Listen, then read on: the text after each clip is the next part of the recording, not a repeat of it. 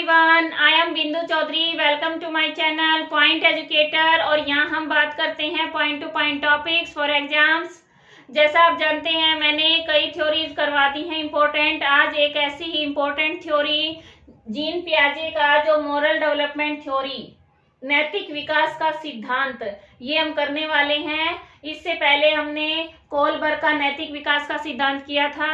और एक बात क्लियर करना चाहती हूँ, कई बच्चों के ये रहता है जो भावी शिक्षक बनने वाले हैं कि हमें इतनी थ्योरीज क्यों पढ़ाई जा रही हैं, हमारे सिलेबस में क्यों आ रही है, टेस्ट में क्यों दे रहे हैं। इसका एक कारण है, क्योंकि जब आप शिक्षक बनेंगे तो आपका जो संपर्क होगा, आप किसको पढ़ाओगे?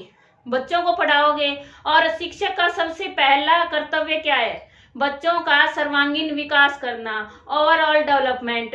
जब तक शिक्षक को ही नहीं पता होगा कि डेवलपमेंट में कौन कौन से एस्पेक्ट हैं, पहलू हैं, पक्ष हैं, तो वो उनका डेवलपमेंट कैसे कर पाएगा, उनकी सहायता कैसे करेगा। इसीलिए हमारे सिलेबस में साइकोलॉजी शामिल की गई है, ताकि जो टीचर हैं उनको बच्चों की स्टेज बाय स्टेज जो रिक्वायरमेंट है, ठीक है, उनकी जो हेल्प कर सकते हैं, उसका सबको नॉलेज होनी चाहिए। इसलिए ये सब लगाया गया। इसलिए इसको बर्डन न समझते हुए समझ कर करेंगे और लागू करेंगे, तब आप अपनी जो शिक्षा है, टीचिंग है, उसको अच्छा कर पाओगे।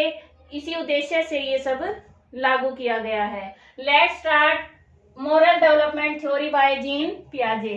जीन पियाजे जी ने 1932 में ये थ्योरी डेवलप की है। और इन्होंने जो ये थ्योरी दी थी वो इंटरव्यू बेस्ड थी। उन्होंने बच्चों के इंटरव्यू लिए थे, साक्षात्कार लिए थे, कुछ क्वेश्चंस उनके सामने रखे थे, बच्चों के सामने अलग अलग स्टेज के बच्चे थे एज के अकॉर्डिंग। और उन बच्चों ने जो जवाब दिए कि वो सोचते क्या हैं, किसी भी अवस्था में, किसी परिस्थिति में वो क्या सोचते हैं, उसके ऊपर इन्होंने ये थ्योरी बताई है।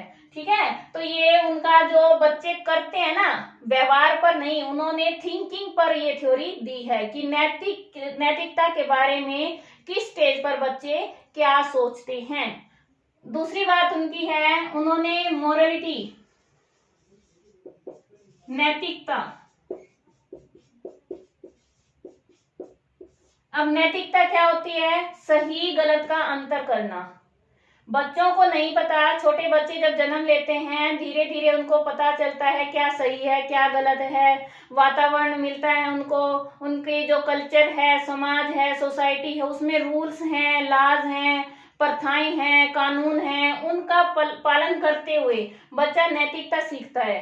ठीक है, सही गलत का अंतर करना सीख जाता है। इस तरह से उन्होंने मोरलिटी है वो 2 टाइप्स की बताई हैं। 2 टाइप्स, हेटेरोनॉमस,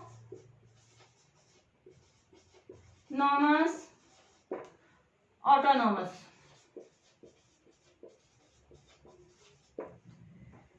हेटेरोनॉमस क्या होता है? परतंत्रता, और ये होती है स्वतंत्रता।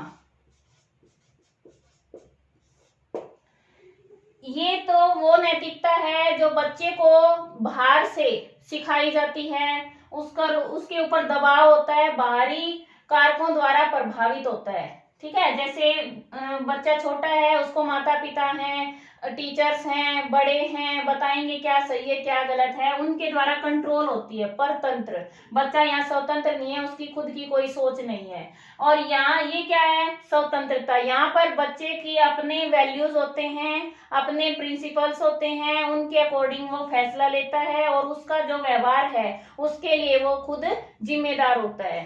ठीक है, उन्होंने 2 टाइप्स बताए हैं। कई बार इसमें स्टेज पूछ लेते हैं। अब स्टेज हैं, जीन पियाजे की थ्योरी के अकॉर्डिंग 4 स्टेजेस बताई गई हैं। पहली है अनोमी स्टेज, हिंदी में कहते हैं अनियमित अवस्था। ये होती है बिफोर 5 इयर्स, 5 साल तक। इन्होंने कहा है कि बच्चे का व्यवहार होता है वो गैर नैतिक होता है, गैर नैतिक। अब ये गैर नैतिक क्या होता है? यानी अमोरल। आपने सुना होगा मोरल, इमोरल, अमोरल। अब तीनों में अंतर देखो। ये होता है नैतिक, ठीक है, ये अनैतिक, और ये होता है गैर नैतिक। नैतिक वो होता है कि जो रूल्स हैं, कानून हैं, उनके अनुसार, जो लॉ है, स्टैंडर्ड हैं, उनके अनुसार क्या करना है, पालन करना, वो तो क्या नैतिक। उनके अगेंस्ट काम करना, उनके विरुद्ध काम करना अनैतिक। और गैर नैतिक वो होता है कि उसे पता नहीं वो नैतिक है या अनैतिक। तो यहाँ पर बच्चे का जो व्यवहार है वो गैर नैतिक होता है।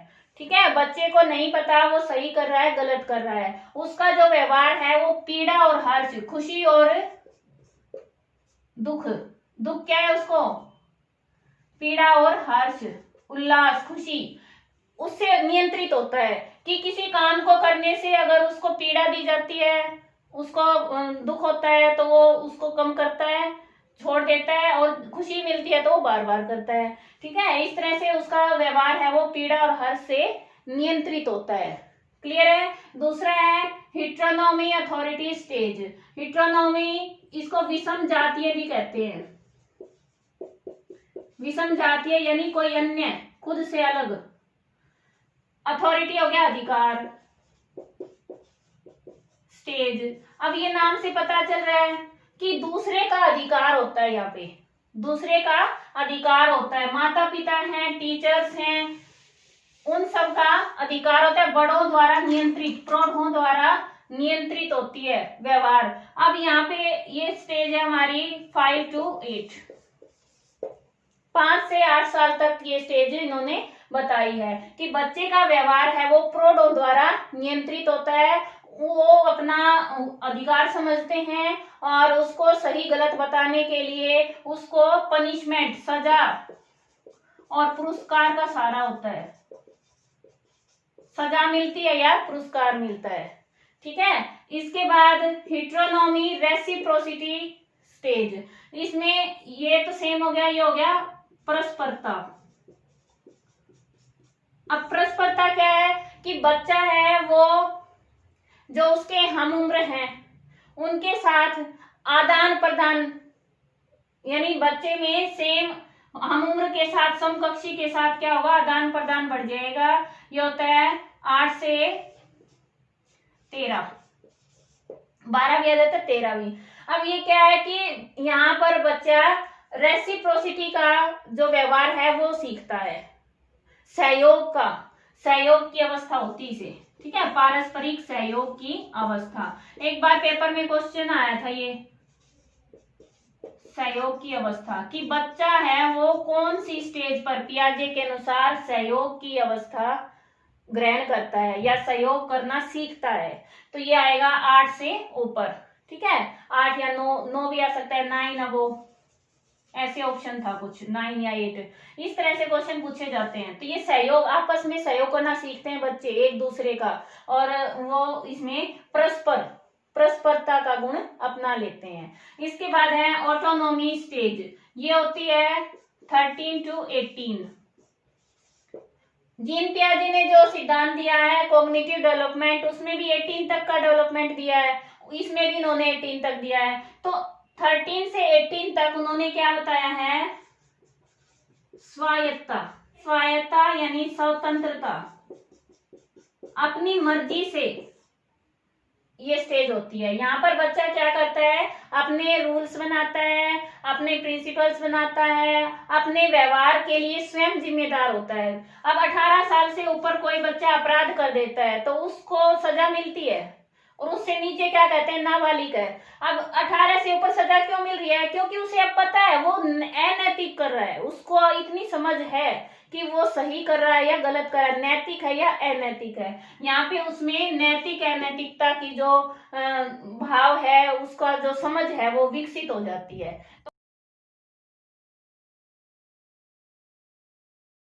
और इसमें जैसे बच्चा स्वतंत्र है अपने व्यवहार के लिए, इसे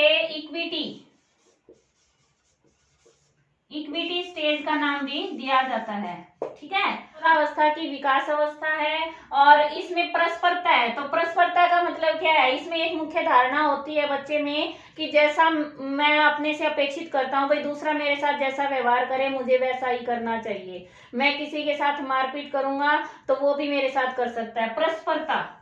और यहाँ पर उसकी इक्विटी है, वो कठोर परस्पर सहयोग को अपेक्षित करता है। यानी वो क्या करता है कि जैसे दूसरा मेरे साथ कुछ कर रहा है, गलत कर रहा है, तो मैं भी उसके साथ करूंगा, उसकी ये भावना यहाँ पर ज्यादा हो जाती है। और यहाँ पर बच्चे का क्या होता है कि मुझे दूसरे के साथ ऐसा नहीं करना चाहिए। ठीक है, इसका एक मेन कंसेप्ट है वो बता देती हूँ कि इनकी थ्योरी है वो ईगो सेंट्रिज्म से सोशियो सेंट्रिज्म, यानी अहम केंद्रिता से समाज केंद्रिता की तरफ अग्रसर होती है। स्टार्टिंग में बच्चा खुद में है, अपने अकॉर्डिंग है, ठीक है, प्रकृति के अनुसार सीख रहा है, अब धीरे धीरे डेवलपमेंट हो रहा है, बाद में वो सोशियो सेंट्रिज्म की तरफ अग्रसर हो जाता है। क्लियर है, ये भी क्वेश्चन आया था। और कोई डाउट है तो आप पूछ सकते हैं कमेंट बॉक्स में।